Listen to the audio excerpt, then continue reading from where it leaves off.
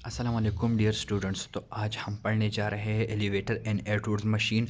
Air tools machine के बारे में हमने पीछे के लेक्चर्स में डिटेल से डिस्कस किया। फिर हमने एयर टूल्स मशीन के लिए टेंशन की इक्वेशन और एक्सेलरेशन के लिए जो इक्वेशन यूज़ किए जाते हैं वो भी हमने डिटेल से डिस्कस किए। आज हम बात करने जा रहे हैं एलिवेटर्स की। एलिवेटर्स को हम लोग कंपेयर करेंगे एयर टूल्स मशीन के हवाले से, उसको देखेंगे। ये भी एक तरह से एग्जाम्पल आप लोग कंसिडर कर सकते हैं एयर टूल्स मशीन का। डायनामिक्स है, यूनिट नंबर 3 है, फिजिक्स है, ग्रेड 9 का केपी गवर्नमेंट का टेक्स्ट बुक है। स्टार्ट कर लेते हैं एयर टूल्स मशीन के एक एग्जांपल से, जो कि है एलिवेटर। एलिवेटर हमारे साथ क्या बोलते हैं, लेफ्ट इसको भी बोला जाता है। जो चीज़ें ऊपर उठाने के लिए, लोगों को ऊपर उठाने के लिए, मतलब जो बिल्डिंग्स वगैरह होते हैं उनमें एलिवेटर्स लगे होते हैं। तो इस तरह से पीपल भी ऊपर जाते हैं, सामान भी ऊपर नीचे जाता है, तो एलिवेटर्स यूज़ किए जाते हैं। तो इसका मैकेनिज़्म किस तरह से है, किस तरह से ये काम करता है, ये भी एक एडवर्ड्स मशीन का एग्जांपल है। तो देख लेते हैं इसकी थ्योरी, और फिर यहाँ पे इसके टेंशन के लिए एक इक्वेशन निकाला हुआ है, वो भी हम लोग यहाँ पे डिस्कस करेंगे। तो स्टार्ट करते हैं। The supporting cable and elevator passes up over a pulley and then back down to a heavy movable counterweight as shown in figure 3.11। यहाँ पे इस फिगर 3.11 में आप लोग अगर देखें तो ये एक एलिवेटर है। यहाँ पे एक पुली लगा हुआ होता है ऊपर पे, तो ऊपर से ये एक रस्सी के थ्रू, एक रूप के थ्रू नीचे एक बड़े वेट के साथ अटैच होता है, जिसको काउंटर वेट बोला जाता है। एक हेवी वेट नीचे होता है जिसको काउंटर वेट बोला जाता है, और ये एक रूप के थ्रू इस एलिवेटर के साथ कनेक्टेड होता है। Gravitational forces acting downward on the counterweight create tension in the cable. तो यहाँ पे इस काउंटरवेट की वजह से इसका वेट जो है नीचे एक्ट करता है, तो इस केबल में एक टेंशन क्रिएट होता है। जैसे यहाँ पे इस मास m1 का वेट जो था नीचे एक्ट कर रहा था, तो ऊपर रस्सी में टेंशन क्रिएट होता था। इस तरह ये काउंटरवेट जो है, ये हैवी वेट जो है, ये नीचे अपने वेट की वजह से नीचे फोर्स अप्लाई कर लेता है, तो यहाँ पे टेंशन क्रिएट हो जाता है इस केबल में, एलिवेटर के केबल में। The cable then exerts an upward force on the elevator cage. तो ये केबल जो है इस एलिवेटर के केज पे, एलिवेटर के पंजरे पे, केज पंजरे को बोलते हैं, तो इस एलिवेटर का जो बॉक्स है ये ऊपर खींचने की कोशिश करता है। जैसे हमने यहाँ बात की थी कि ये मास m1 जो है ये हैवी है, ये नीचे आ जाता है, टेंशन ऊपर क्रिएट हो जाता है। तो यहाँ पे ये m2 का जो मास है, इसको एलिवेटर केज हम लोग अगर कंसिडर करें तो ये अपवर्ड मोशन करेगा, जबकि ये काउंटर वेट जो है नीचे की तरफ आएगा। देन यहाँ पे इस तरह का एक मैकेनिज्म है। The cable then exerts an upward force on the elevator cage. Most of the weight of the elevator and passengers is balanced by the counter weight. ज़्यादातर वेट इस केज का, इस एलिवेटर का, और इसमें मौजूद लोगों का या सामान का काउंटर बैलेंस होता है। किससे? इस काउंटर वेट से, क्योंकि ये एक हेवी वेट होता है। Most of the weight of the elevator and the passenger is balanced by the counter weight. Only small additional force from the elevator motors are needed to raise and lower the elevator in its counter weight. Elevator को ऊपर उठाने के लिए और इसका counter wait ऊपर या नीचे उठाने के लिए, इसके लिए थोड़ा बहुत फोर्स चाहिए होता है जो मोटर्स लगा रहे होते हैं। बाकी ये वेट जो है, ये काउंटर वेट जो है, इसको बैलेंस कर लेता है। तो ये इस तरह का एक मैकेनिज्म होता है। Although the elevator and counter wait move in different directions. अगरचे ये एलिवेटर और ये काउंटर वेट जो है ये अपोजिट डायरेक्शन में मोशन करते हैं। जैसे ये टू मासेस थे, उन्होंने अपोजिट डायरेक्शन में मोशन करना था। They are connected by cable. इसको केबल के थ्रू अटैच किया जाता है। ये इस साइड पे इसके साथ केबल लगा होता है, जो कि अल्टरनेटली यहाँ पे भी अटैच होता है। तो ये दोनों एक दूसरे के साथ केबल के थ्रू अटैच होते हैं। So they accelerate at the same rate. इसमें दोनों में एक्सेलरेशन जो होता है वो सेम रेट से होता है, मतलब सेम एक्सेलरेशन से मोशन करते हैं। Elevators are the only one of many examples of machines that have large masses connected by a cable that runs over a pulley. Elevator भी उन मशीनों में से एक मशीन है, एक एग्जांपल है।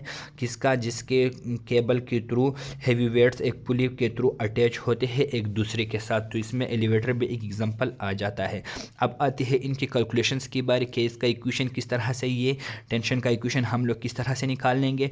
To find T, tension T find out करने के लिए we can put the values of A in either equation 1 और 2। यहाँ पे ये इक्वेशन 1 है हमारे साथ और ये इक्वेशन 2 है। इन दोनों में आप लोग किसी में भी एक्सेलरेशन की ये जो वैल्यू है, ये जो हमने पीछे के लेक्चर में निकाली थी, ये पुट करके टेंशन की वैल्यू आप लोग निकाल सकते हैं। तो मैं यहाँ पे इन्होंने इक्वेशन नंबर 1 लिया है, तो हम भी इक्वेशन नंबर 1 से स्टार्ट करेंगे।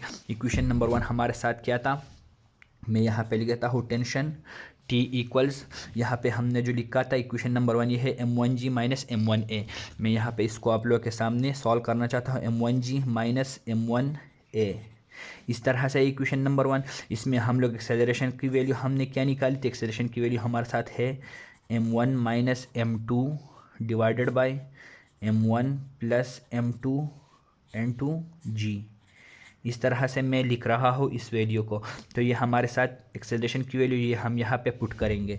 तो मैं यहाँ लिख रहा हूँ टेंशन इक्वल्स, मैं बल पॉइंट से लिखना चाहता हूँ, ये थोड़ा बड़ा दिखेगा फिर, M1G, यहाँ पे M1G है मेरे साथ, माइनस M1 अपनी जगह, जबकि एक्सेलरेशन की जगह मैं यह लिख रहा हूँ M1 minus M2 divided by M1 plus M2 इस तरह से मैंने इसको लिख दिया। यहाँ पे आप लोग देख सकते हैं इन्होंने भी इस तरह से इस स्टेप को लिखा हुआ है, ये देखे ये स्टेप यहाँ पे किया गया है।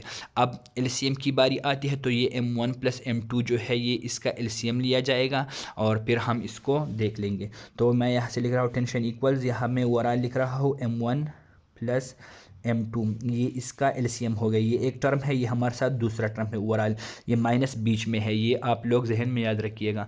तो यहाँ पे M1 प्लस M2 यहाँ पे आ जाएगा, तो इसको हम लोग इस पर डिवाइड करेंगे, तो इससे M1G के साथ ये मल्टीप्लिकेशन में लिख रहा हूँ M1 प्लस M2। अब ये माइनस अपनी जगह आएगा, यहाँ पे ये इस पे डिवाइड करेंगे तो यहाँ से 1 आ जाता है, जबकि हम वो पूरा ऊपर वाला term M1 N2 M1 minus M2 N2G ये पूरा टर्म हम लोग लिख देंगे। तो ये कुछ इस तरह से हमारे साथ आ जाएगा। अब हम लोग इसको मल्टीप्लाई करेंगे, इसको सिंप्लीफाई करेंगे, यहाँ पे M1 के साथ मल्टीप्लाई M1 स्क्वायर G हो जाएगा, जबकि ये हमारे साथ क्या हो जाएगा प्लस M1 M2G। इस तरह से मैं इसको लिख रहा हूँ M1 M2 और G मैंने बाद में लिख दिया। फिर हम बीच में माइनस आएंगे, ये हमारे साथ क्या आएगा M1 स्क्वायर आ जाएगा, जबकि यहाँ पे हमारे साथ M1 माइनस माइनस प्लस हो जाएगा, प्लस M1 M2G ये इस तरह से आ जाएगा, जबकि यहाँ नीचे हमारे साथ M1 प्लस M2 आ जाएगा। अब यहाँ पे देख लेते हैं, ये M1 स्क्वायर G है हमारे साथ फर्स्ट टर्म, दूसरा है हमारे साथ माइनस M1 स्क्वायर G, ये भी माइनस M1 स्क्वायर और ये G भी है, सॉरी इसमें बीच में ये G भी इसके साथ भी है और ये M2 के साथ भी, M1 M2 के साथ भी हम लोग G लिखेंगे। तो ये दूसरा टर्म हमारे साथ है M1 M2G और ये माइनस M1 स्क्वायर G हो गया, ये M1 M2G हो गया। तो divide by M1 plus M2, ये M1 प्लस M2 नीचे आ गया। ये दोनों टर्म्स हम कैंसिल आउट करेंगे, ये प्लस माइनस है ये कैंसिल आउट हो जाते हैं, तो टेंशन हमारे साथ क्या आ जाएगा M1 M2G plus M1 M2G, तो ये 2 टाइम्स हो जाएगा M1 M2G।